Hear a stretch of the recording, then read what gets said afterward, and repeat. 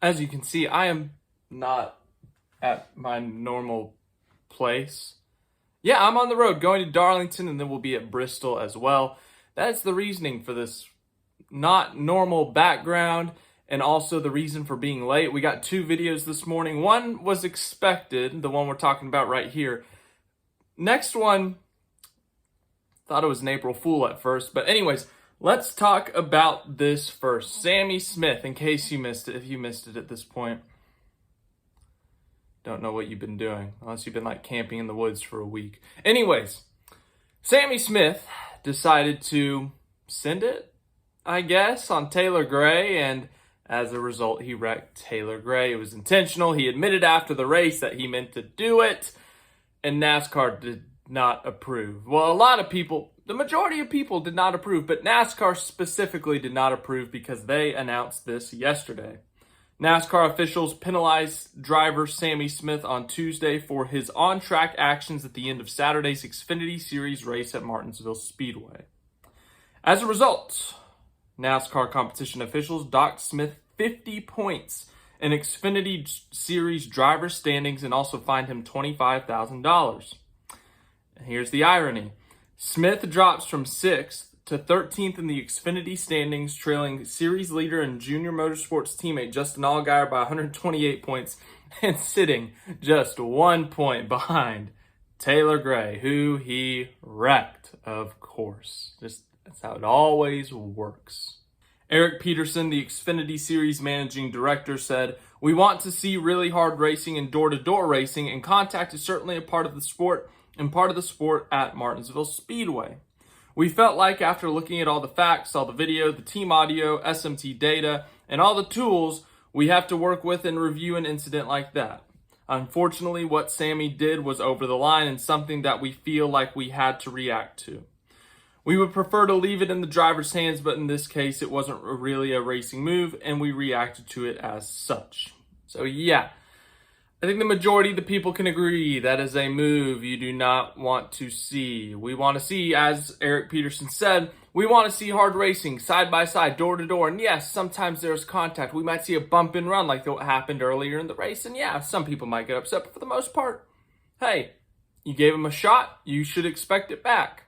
But when it comes to the last lap of the race, and you're not going to win it, and you have to send it from way far back, as far back as no one has sent it, the only way you're making that corner is using another guy as the brakes.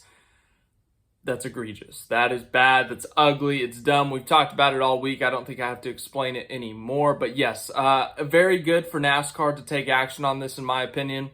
If they didn't do anything, that would open it up of something of, all right, he didn't get penalized, so anyone can do it now. And if you can wreck someone for the win that bad, then yeah, people are going to start doing it more. So 50 points is a pretty significant hit. That's almost a race. So it's more than a race if you're not winning, really. So I think that's a good points penalty. If they had only done a fine, I don't think that would have taught him a lesson. I think the only way to teach someone a lesson in this scenario is suspending him and points. And suspension, a lot of people said they wanted to see him suspended, but honestly, I just think that sets kind of a rocky precedent.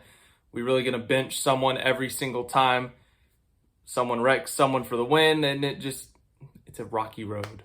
As for the rest of the penalty report, Sammy Smith, Taylor Gray had a post-race confrontation at the infield care center, and then Jeb Burton confronted someone at the infield care center. So as a result, they were fined $5,000, Jeb Burton and Taylor Gray, for behavioral penalties. Taylor and Jeb were in the care center post-race, and there was some behavior that NASCAR officials felt stepped over the line as far as interrupting a medical situation. The care center is almost an on-site hospital, so the drivers and any competitor that enters the area, there should be a sense of decorum there. So yeah, and Jeb Burton, I didn't see anything from Taylor Gray, but Jeb Burton essentially owned up to it. He said, "I accept NASCAR's penalty for my conduct after the race in Martinsville. I was frustrated the entire night with the quality of racing, and an incident on the final lap pushed me over the edge. I apologize for going to the care center to air my grievance with another driver. I greatly appreciate the men and women that look after us each week. I'll always stick up for myself and my number 27 guys on to Darlington." And then he reiterated this point and said that the care center isn't the place for that. So it sounded like a heat of the moment thing. He got really mad, went to confront someone, but he did it at the wrong place. Sounds like NASCAR does not mess around when it comes to the infield care center. Makes sense. As I said, it's like an on-site hospital. If something were to be wrong with the driver, whether it's a concussion, a broken leg, a broken pinky, a bruised rib cage, I don't know, whatever it may be, they're being taken care of at the racetrack. So there's no need to go bursting through the doors and start yelling at someone over an on-track incident. So good to see Jeb Burton kind of stand up and say, all right, I was frustrated. A lot of stuff went wrong, but I'll take responsibility. That's my bad. And then it was confirmed that Shane van Gisbergen will not have 2 of his crew members for Darlington and Bristol. They were suspended. So thanks for watching this video. Hope you enjoyed. I got to move on to the next one because it is so random. It's so random.